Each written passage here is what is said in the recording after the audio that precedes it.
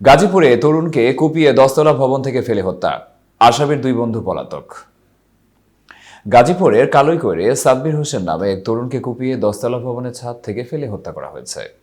গতকাল সোমবার রাতে উপজেলার শফিপুর পশ্চিম পাড়া এলাকায় এ ঘটনা ঘটে। নিহত সাব্বির উপজেলার আন্ধারবাণিক এলাকার লিটন মিয়ার ছেলে। এ ঘটনায় সাব্বিরের বড় ভাই আবির হোসেন বাদী হয়ে আজ মঙ্গলবার সকালে কালুয়াকৈর থানার একটি হত্যা মামলা করেছেন।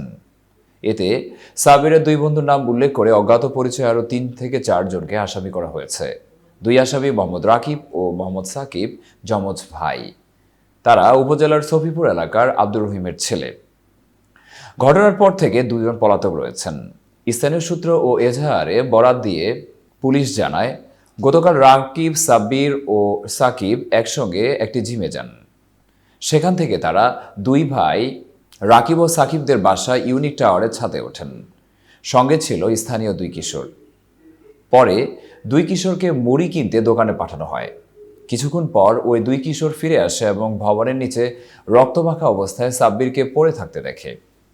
পরে তারা ছাদে গিয়ে সাব্বিরের কাটা নখ ও রক্তমাখা অস্ত্র পড়ে থাকতে দেখে, কিন্তু রাকিব ও সাকিব সেখানে ছিলেন না। স্থানীয়রা সাব্বিরকে উদ্ধার করে কালিয়াকৈর স্বাস্থ্য কমপ্লেক্সে নিয়ে গেলে কর্তব্যরত চিকিৎসক তাকে মৃত ঘোষণা করেন। এ ঘটনার পর থেকে রাকিব ও সাকিব নিখোঁজ রয়েছেন। তাদের ফ্ল্যাটে তালাবদ্ধ অবস্থায় দেখা গেছে। খবর পেয়ে কৈলাসকৈর থানার পুলিশ ঘটনাস্থলে আসেন। ওই ভবনের ছাদে একটি মুঠোফোন, ধারালো অস্ত্র ও নিহতের একটি কাটা আঙ্গুল উদ্ধার করে। ময়নাতদন্তের জন্য লাশ গাজীপুর শহীদ তাজউদ্দিন আহমেদ মেডিকেল কলেজ হাসপাতালে পাঠানো হয়েছে। এতক্ষণ বার্তা বৈঠকের সাথে থাকার জন্য ধন্যবাদ। নতুন নতুন তথ্য ও সংবাদ পেতে বার্তা বৈঠক ইউটিউব চ্যানেল ও ফেসবুক পেজের সাথেই থাকুন।